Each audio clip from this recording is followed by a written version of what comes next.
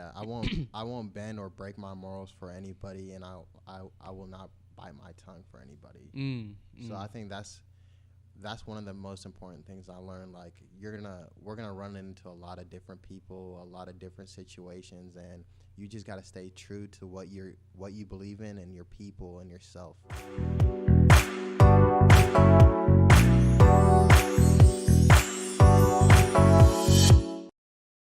Yo, what's up? It's Adam Carrington back with another episode of Novelty Voice. We're on episode 18. I'm sitting here with a really, really good friend of mine, Sam Boro. What's good, brother? What's good? What's good? What's up, baby? Chilling, chilling. Glad to finally get you on this show. I'm glad to finally be on here. Right on.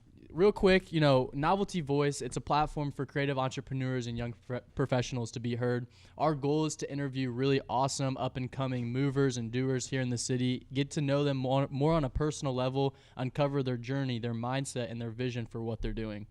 So real quick, I'll touch on, Sam.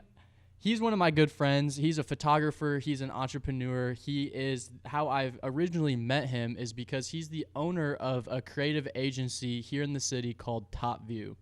And to give you a little background story, I kept seeing it was about I don't even know when it was, maybe like a year or two ago. Yeah, like a year and a half. Year and a half, yeah. Year and a half ago, I kept seeing Top View pop up everywhere. I was like, what is this? And who's this goofy looking kid? That was me, baby. Here we are now. And so, yeah, I mean, long story short, we ended up meeting at Brothers down in Bloomington, Indiana, back when. Was that where we met? Yeah, it was Brothers. It was Brothers in Bloomington, Indiana, and I was like, "Oh, Top View," and you were just like, "Yeah, I think Connor might have been there." So anyway, we kind of linked That's up, crazy. It was connected. Brothers? Yeah, I don't think you remember. I mean, of course not.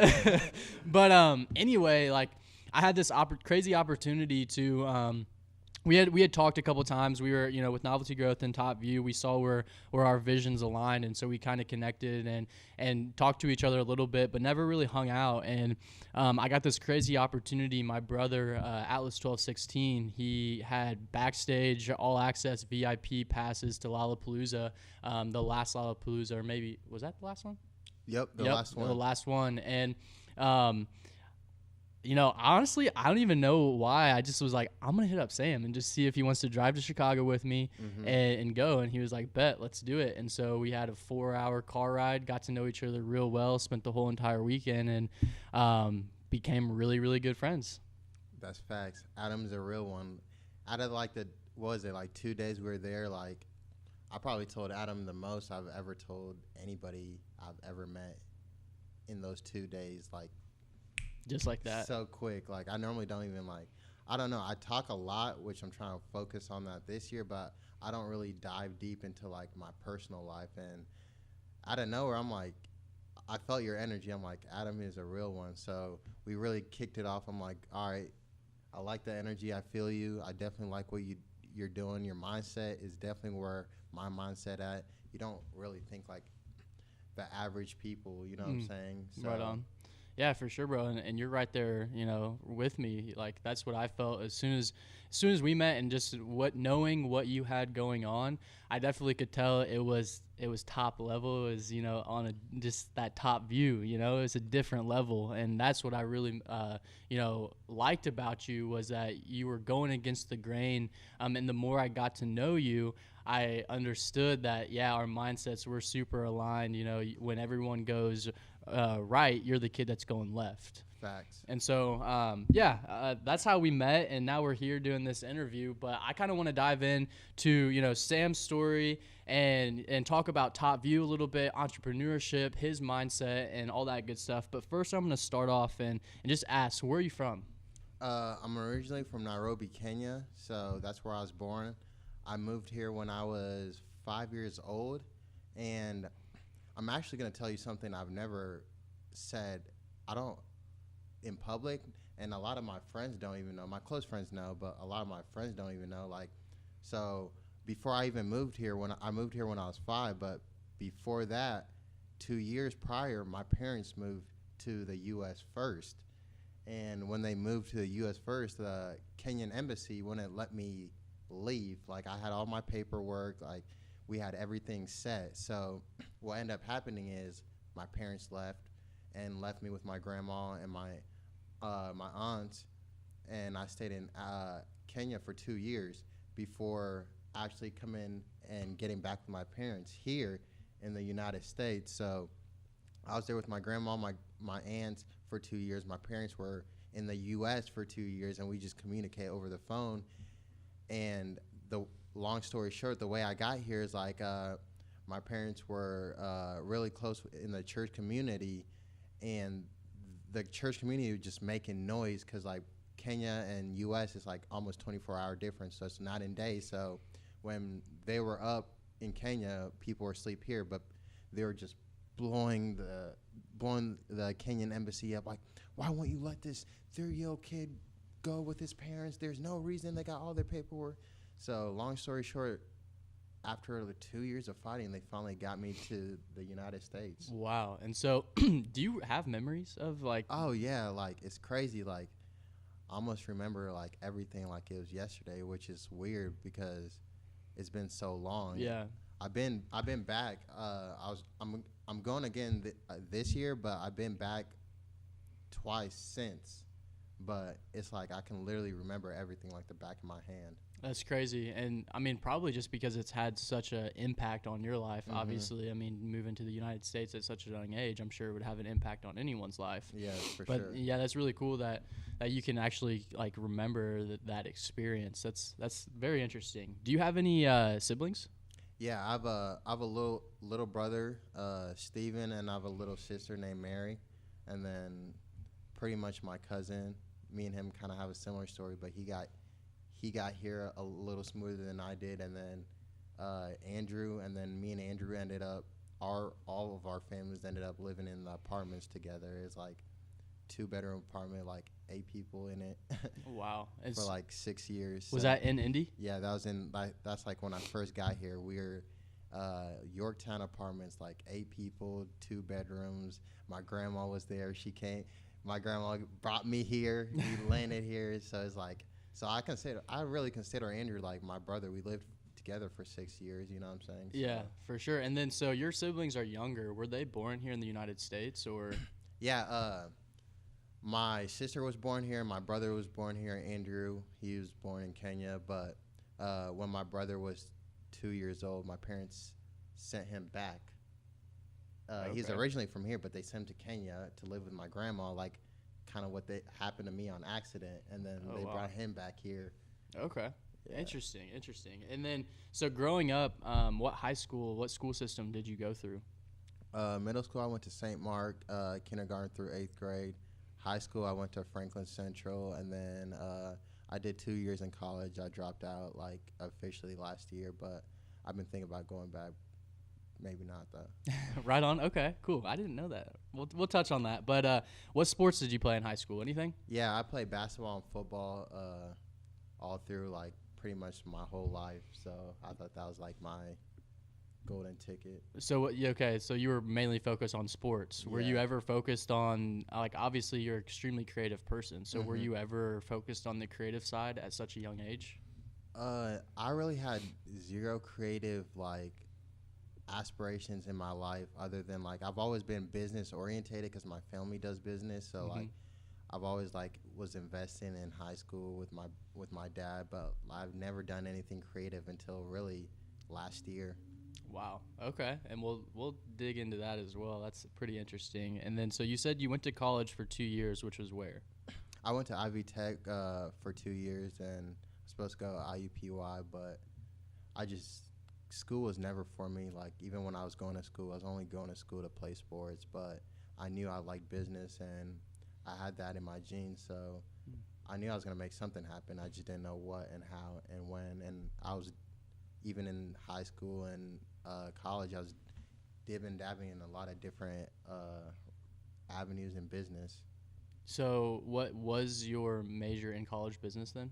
Yes, it was business marketing. Okay, cool. And then, so the 2 years that you spent there, I mean, obviously you said school was never really for you, but what was your experience in college specifically for you? I mean, Like, what's your viewpoint on college? You said you're thinking about going back possibly. Yeah, I mean, I don't think college is for everybody. I think college is like, it's this sign that like if it's for you, it's for you. But you should never not want to learn. You know what I'm saying? So like, Facts. so when I was going to college, I was just, my mindset was like, I'm only doing this because my parents want me to do it.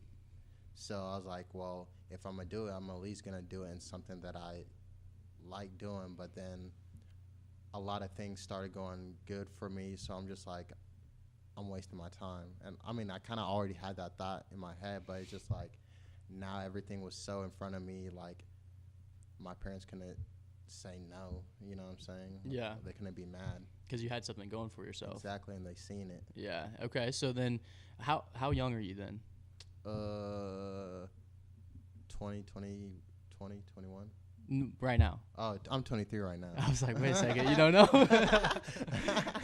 Okay, I'm but 23. So you were though 2021 when you were in college, and Yep. then that's when you decided to take that leap of faith. And then was that when you took that leap of faith and dropped out of college? Is that when your first true business started? That wasn't when Top View started. Oh, So no, like, no, what were you doing when you dropped out? I've always had my brand, so Top View's always been my brand, but I just never, when I started Top View, all I knew was like, all my friends are so creative. I'm like, and like in high school, college, like people always like me and listen to me. I'm like, let me create a platform where I can just put my friends on and interview them and show other people like, hey, you could do it too. It's not impossible. This 18-year-old is on Forbes list. This person's making beats for the biggest performers in the artist industry. I'm trying to show people, I'm like, it's not impossible, especially coming from Indiana. Indiana is such a small market, and I feel like a lot of things here are so closed-minded, and being able to travel and see different things, I seen like anything's possible. You know what I'm saying? So I just created Top View as like just to help my friends out, and then I was already doing that, and then like growing into that, I started doing some marketing. So when I jumped into that, I'm like, I'm doing marketing, but this is not what I thought it was gonna be. Yes, bro. I can relate so heavy. So like I'm like 21, 22. I'm like, I signed up for the wrong thing. Okay, no, I definitely can relate to that. And so, you take this leap of faith. You're going on your own journey. I'm getting a call here on my laptop. I don't know what's going on. That was me. Decline. It's Caesar. Okay, and then, one question that I actually forgot to ask, but I want to ask is, in your opinion, I'm going to ask this in two different ways, actually. Mm-hmm. So, pre-college, how would you describe Sam Boro? What is he about? I'll ask that. How would you describe Sam Boro, and what is he about? So I'm going to ask this as the pre-college, but then also the post-college. More so post-college being like now. Mm-hmm. So like pre-college, would you say you're a completely different person? Because I know that obviously as you grow, you change and develop, and a lot of people say I wasn't the same person I was, 2 years ago. Yeah. I would just say I think I just grown up a lot more, like before college, like what was important and what mattered. Like I've always had this mindset of like, I'm gonna help people, I'm gonna help my friends, and I'm gonna do right. But like the ways that I brought everybody in is a lot different than most people. You know what I'm saying? Like I created relationships on accident. But like I think going back to your question, I think pre-college and now I think I'm just a lot more grown and mature. Yeah, for sure. And what would you say you're about now? If someone randomly came up to you and was like, Sam, what are you about? I'll just say like what I'm about. Right now all I care about is like, if we're gonna do business, let's keep everything black and white. If we're gonna be friends, let's keep everything black and white.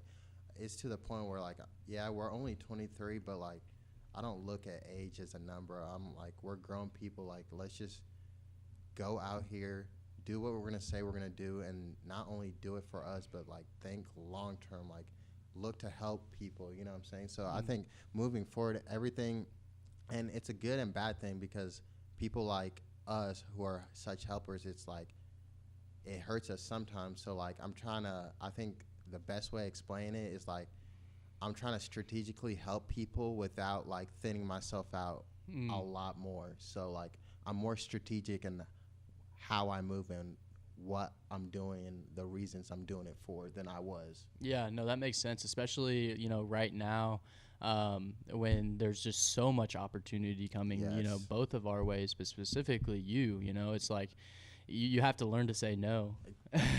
And that's exactly it. You have to learn how to say no. That's probably the biggest thing. You have to like being strategic on how you're going to do things and why you're doing it.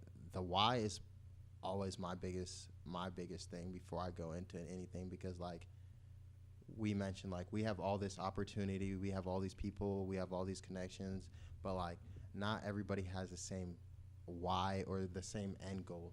You know what I'm saying? Yeah. So with that being said, it's like, yeah, we might work with some great people, but like their purpose and my purpose are two completely different things, and that might hinder the end goal, even though it might be good business. Yeah, so you're basically saying that if it isn't aligned with your vision of where you want to take your life and your end goal, then it's an opportunity that you need to say no. Yeah, I won't bend or break my morals for anybody, and I will not bite my tongue for anybody.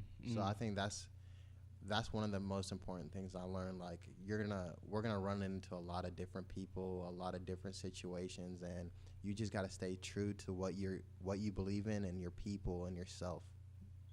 I love that. So you said you accidentally created a lot of relationships. What do you mean by that? And then also, what's your viewpoint on the relationships? I'll just be like, for instance, like Numberfest. It was a festival I went out to, and I was just I had all access doing video, photos, or whatever, and then I was just catching good vibes with these people. And this dude I was with for 4 hours, he looks at me, he's like, "Do you not know who I am?" And I'm like, "No." He's like, "Bro, I'm Tate." I'm like, "Who's that?" He's like, "I'm the quarterback for Ohio State." And I'm like, "Ah!" And then it's like, at that, like, nothing changed. We're like still cool. So like when I say accidentally, it's just like I don't go out looking for connections. Like I do go out, like if I see somebody and they're doing something, I might be intrigued, but like it just happens organically. Yeah, so it's not something that you're forcing. It's just more so like if you feel that genuine vibe, then you're like, okay, bet. Yeah, and that's one thing you can't ever fake is energy. So like as long as you stay true and be who you are as a person, like good things will come to you. As long as you give, people believe in like what you give out is what's going to come back, that karma. So like that energy you put out into the world, that's going to come back full force. And I just had a conversation with my friend yesterday, and he's like telling me all his crazy experiences in LA. Like there's no reason that they should be alive, dead. They literally went to LA for 6 months, like on a penny, and literally made the whole situation shake. And he's like, but that's everything he asked for. So like just because you ask for something doesn't mean you're going to get it exactly how you asked for it. You might get exactly what you asked for, but it just might not be wrapped up in the present, like, here you go. Yeah. I like that. Okay, so you were experiencing your entrepreneurial journey. You had this platform. You kind of dabbled with the whole marketing. You realized it wasn't what you thought it might be. So my question for you, when you were going through that right there, was it always Top View? Did it develop into Top View, or your platform that you've always had, you knew it was called Top View from the start of in high school, or like when did Top View, like when was it born, I guess? So actually it's a funny story. I was with a close friend of mine, Jeremy Miller, and he was on the podcast a couple episodes ago. So I was with Jeremy Miller, and me and Jeremy just uh, we met through a mutual friend named Kenton. He good mentor, very successful person. When we met through him, did a lot of crazy road trips together, different like speaking events, and then me and Jeremy ended up staying connected. And then he invited me to this program called Idea Advise, and then me and Jeremy stay connected. And this was like a while back. Jeremy used to be like, he's always been a social media guru. He had like 8 Twitters, 5 Facebooks that he was managing. He's like 17. And he's like, Sam, you really need us. This is like when people were like creating accounts just to get paid for posts. You know what I'm saying? Yeah. He's like, you could be getting paid just to post. And then he's like, make a platform. And then literally that night, I was like, all right, I'm gonna make it. I'm gonna call it Top View. So it started like on Twitter, like I'm just gonna inspire people by putting up like motivational things, and hopefully it gets my engagement up so a lot of people are retweeting. And then like a year and a half went, and it's like I started getting that good consistency where I post something, people retweet it. Then I'm like, I gotta do something bigger than this. I'm getting too much engagement with it, and I'm like, there has to be more. You know what I'm saying? So where'd you take it next? So like, it's all been like a journey. So just because you think you're going down one road doesn't mean that's the road you're destined. You just Big gotta facts. You just gotta work with what you have. You know what I'm saying? You gotta stay persistent. You gotta mentally tell yourself like, I don't care if this is a roadblock. Like it's only a roadblock. There's gonna be more roads. So like after that, I was just like, really just like I didn't know what to do with it. So I started interviewing people. That was the next step. I went from posting on social media to interviewing people, young entrepreneurs, like about their trials and tribulations, and you know what I'm saying, trying to get other people in Indiana to see like if they can do it, you can do it, but it's not going to be easy. Facts. And then from there, skip to like 2008 or 2018, and like I bought a camera, and then like the reason I bought a camera because I used to pay people to do it, and they weren't doing it how I wanted to do it. And they were like, I also like at that point still had a couple of clients, you know what I'm saying? So like I would have to middleman a camera person, a client, and then a schedule. And then if somebody fell in between that, everything fell apart. So I'm like, I'm gonna learn how to do everything myself because I'm begging to pay people. So that's exactly what I did. So you pick up this camera, and so this was the year of 2018. What was that year like for you? I guess last year. What was 2018 like for you? Because I know you and I have definitely talked about this, and I think this is very important to touch on. I mean, and I'll even say a little bit, and I want you to go off of this, but I know that you put a lot of focus in on your personal brand as well, and you built that up to leverage in a way. You know, did that happen naturally? Was that on purpose, or, you know, kind of explain that? So like I didn't mention like 2017 was like everybody has that one year where they think the world is like falling apart and just ripping them apart. So like 2017 was the year where everything is like going terribly long. I feel like I'm just in the hole, like nothing looks good, but like the only thing I had was like my close friends and my family. And that's why I move and I am the way I am, because like if my family and my close friends can't go where I want to go and they want to come, sometimes they don't even care or don't want to come, you know what I'm saying? And I don't blame them. But like if they can't come, like, and they want to, I don't want to be a part of it, because 2017, I felt like the world fell apart. I lost everything, and it was like the worst year. So like I overcame that because of my friends, family, faith. Then 2018 was like the year I'm like, all right, you guys had faith in me. I'm gonna show you that love back. So like it all happened organically. Like I've already had like nowadays it's so weird, like the world we live in, like the whole like social media, personal branding, all this. It's just like I tell everybody that I sit across with, I've told you a couple times, like if you want to work with quote unquote a personal brand, I'm like, it's easy. I'm like, Adam, you're very good at talking to people. You have good energy. People open up to you. So double down on what you're good at and what people like about you, and just be you. And once you're you and you're not apologetic for being you, your personal brand will organically grow. Mm. Mm. I like that a lot. I know you've said that to me millions of times, but that hits, bro. That hits. So, Yeah. and that's crazy to me though, because you pick up a camera and in the short time frame of 1 year, dude, your content is incredible. Like, you really are a really, really good photographer, and people would think, looking at your photography, that you've been shooting for the past 8 years, but you've only done it for a year. So touch on just the hard work, the consistency, and what it takes to really become good at something. I mean, is that what all it was just that consistency of just doing it over and over and over again, and you got better, or was there like a secret sauce that you put on it? When I first got my camera, I invested into myself for sure. So like, whatever you want to do, if you want to do something, don't half do it.